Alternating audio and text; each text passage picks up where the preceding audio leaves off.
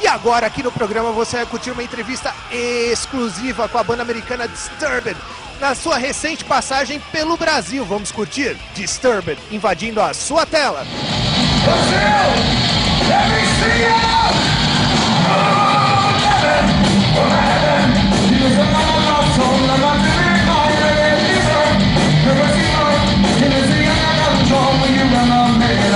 Fala galera do Stay Heavy, estou aqui com o David, vocalista do Disturbed, e vamos saber as novidades da banda e também um pouquinho da carreira deles aqui. Hello Dave, I would like you to please describe Disturbed to the Brazilian guy. Describe Disturbed. It is a guitar-driven, rhythmic, melodic assault on the senses. We're just take our influences from the seminal hard rock and heavy metal bands, Sabbath, Maiden, Metallica, Priest, Pantera. So I think we definitely fit in that world.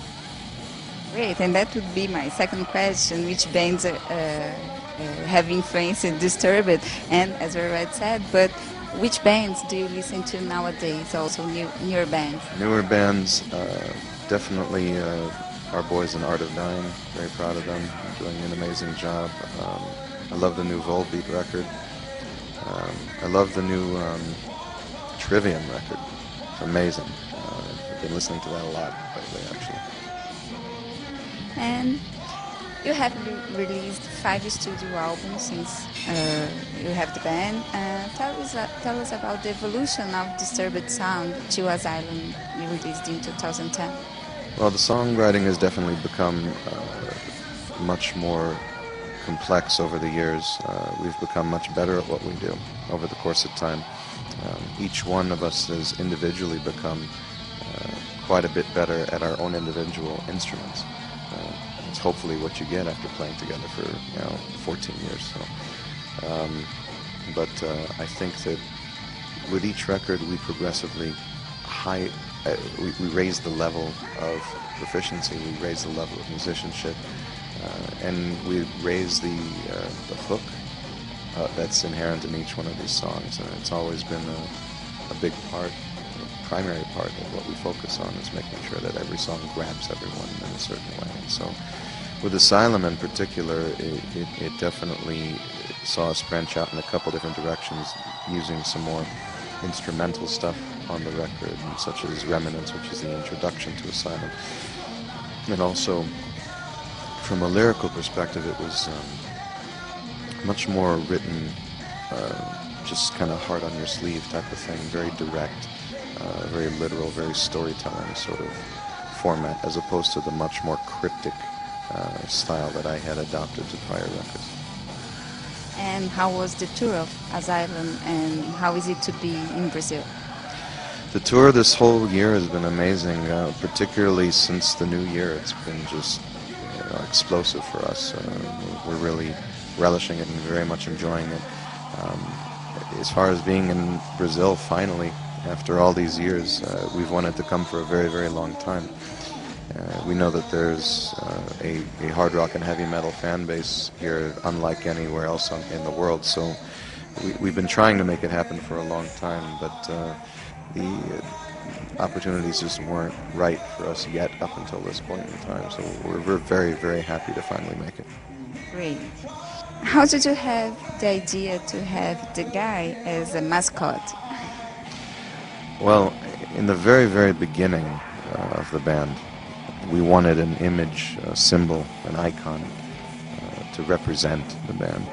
And I sat down with a friend of mine one day who was a graphic designer, and I said, well, we need to come up with a symbol. And he's like, well, what do you want to do? I'm like, well, how about just like a devilishly grinning, menacing kind of face? Like, what do you mean? And I made this face, and with the arched eyebrow and the smile, and he went ahead and did it stick figure fashion, just lines on the computer, and then distorted it with a distortion program, and he did it once, twice, the third time, and I told him stop, and that became the face. The reason why it's called The Guy is Mikey's nephew at the time used to be afraid of the face, and he would say, is that the guy? I'm afraid of the guy. And the name The Guy just kind of stuck. When we did the 10,000 Fists record, we felt it was time to bring that two-dimensional face to three-dimensional life. And so we enlisted the services of Todd McFarlane, who's famous for Spawn and whatnot.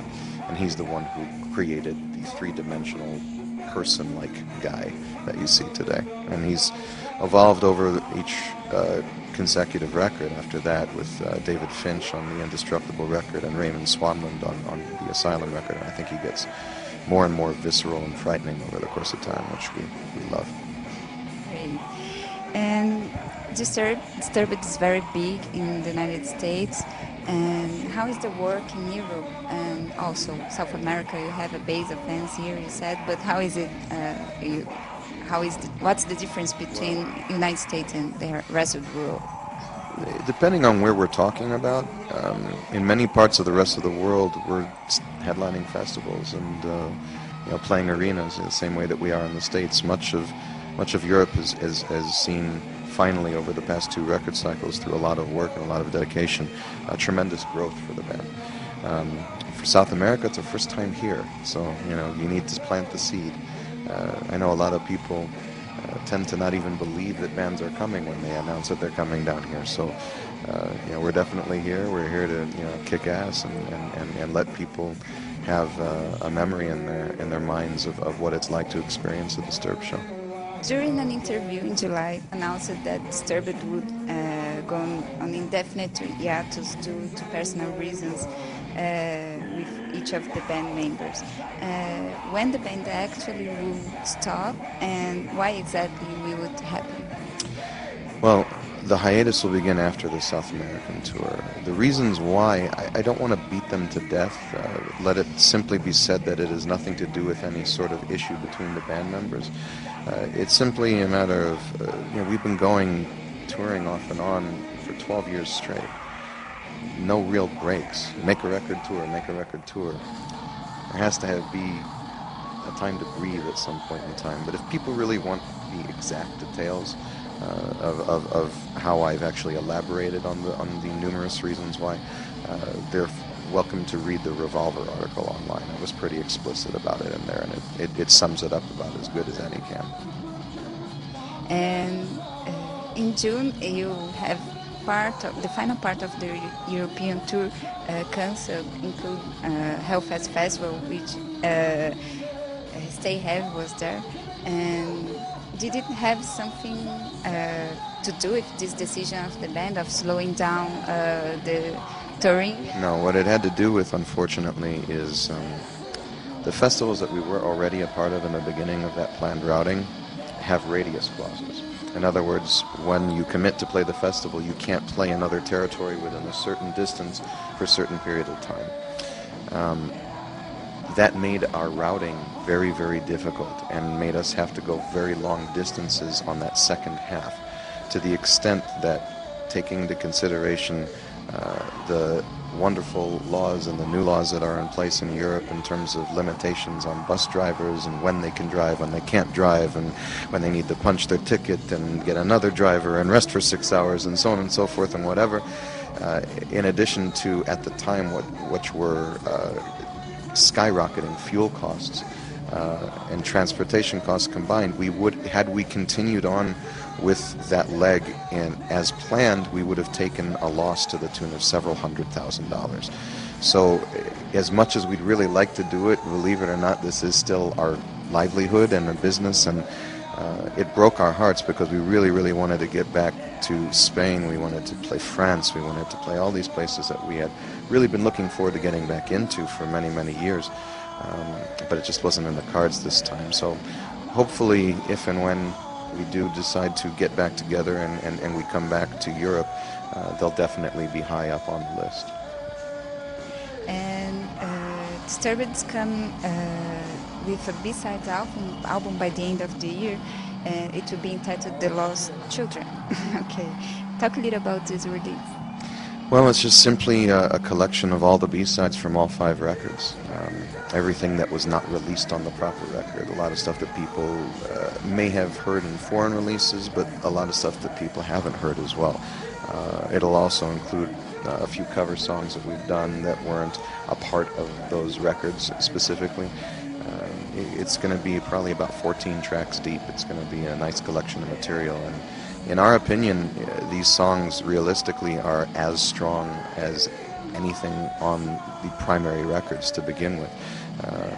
And there will be a single to launch it as well, and we're very much looking forward to it. I think it's going to be a really nice parting gift, so to speak, and surprise for the fans.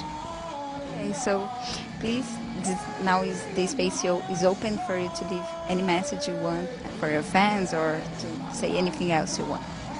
Well, just that we're very, very happy to finally make it here to Brazil, and we hope that everyone that can make it out makes it out to the show tonight, and that we hope that they have a memorable experience, because we're gonna beat the crap out of you. So get ready. It's gonna be something for you to remember. Hey, what's up? This is